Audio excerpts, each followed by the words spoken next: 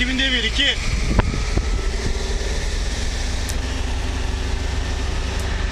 Tamam mı? 2000 mi?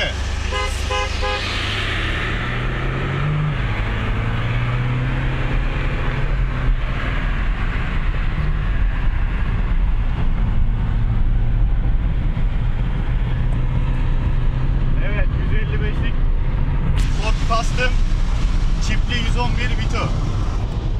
Maalesef Vito'ya yetişemiyoruz. Ford'un alt devirler kötü. Hala gidiyoruz. 140. 140 gidiyoruz, hala gidiyoruz. Hala gidiyoruz.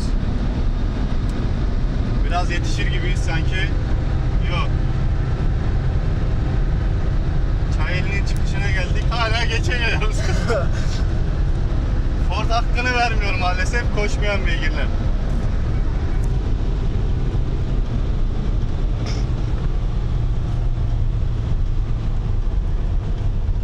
Yavaş yavaş yavaş.